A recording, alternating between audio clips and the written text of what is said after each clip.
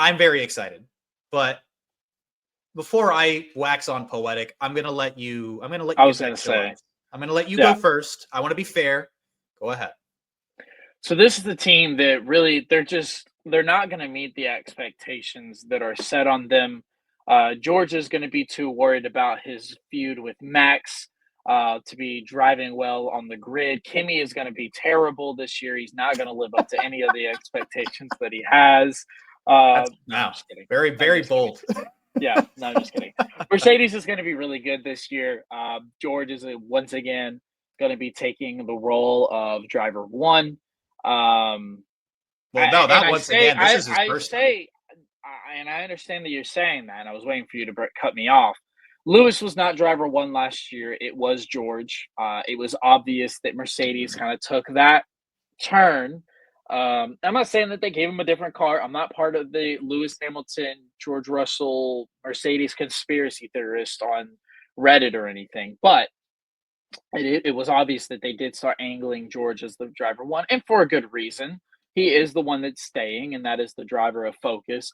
And you bring in Kimi, which is a highly regarded, highly respected, and kind of the face of who could be the next wave of drivers as we talk about all these rookies.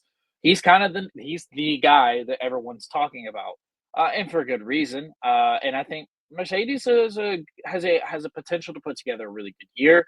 Um, I don't know if they're constructors fight worthy. I think they're looking more towards 2026 when Kimmy has a year under his belt and maybe George is not saying he's not in his prime now, but he's further on in his prime, maybe a little bit more developed, a little bit more educated, I guess, in the Mercedes system. Not that he isn't, but I think 2026 is a better year for you to start putting money on Mercedes to kind of start doing things. But I think this is going to be a really, really, really good year for Mercedes. I think I think they could finish in third in constructors.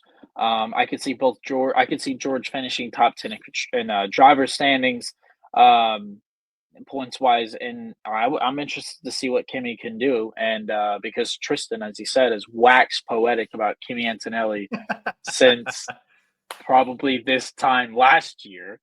And it's been the move that was on the way. It finally happened, and I, for one, am excited to see what he can do.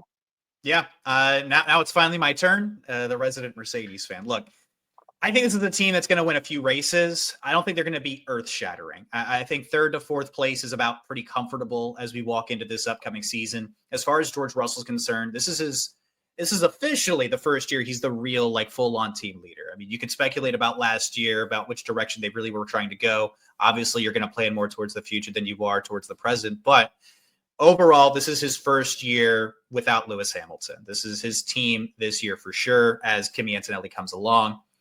I think if the car is superb, I think he's going to have an opportunity to maybe be in that world title hunt, but I don't by any stretch of the imagination believe that he's going to win the world championship this year.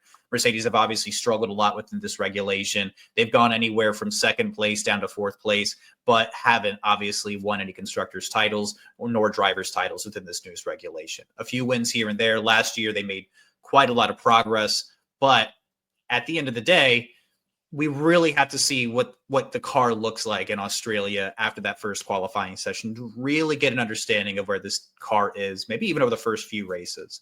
But for him, I think it's a big season to be the face. I think it's a big season to really be comfortable. And if he has a really strong showing, I think you could look at this as a potential contract extension season. I think he's got this year and the 2026 first year of the new regulation set. But if they really love what they get out of George and they gauge the market and they consider their options, I wouldn't be shocked at all if he has a strong season, maybe finishing fifth place or even a little bit higher, that they decide to just go ahead and extend him. As far as Kimi Antonelli is concerned, I think the expectations are really very simple. Just take it all in, learn, get as much exposure, get comfortable. This is your home. This is what, we have high hopes for the future, but Toto Wolff has been very, very straightforward with this in the media. I imagine he's very straightforward with this directly to Kimi Antonelli as well. This is a learning year. There are going to be struggles. He's 18 years old. He's the youngest driver on the grid. I think he's going to get stronger throughout the season. Watching F2 last season, that's exactly what happened over the course of the year. Had a couple of wins himself alongside Ollie Behrman. Beat Ollie Behrman over the course of the full season as well from a points perspective. I'd be pleasantly surprised if Kimi Antonelli lands on a podium this year. That's about where I'm at.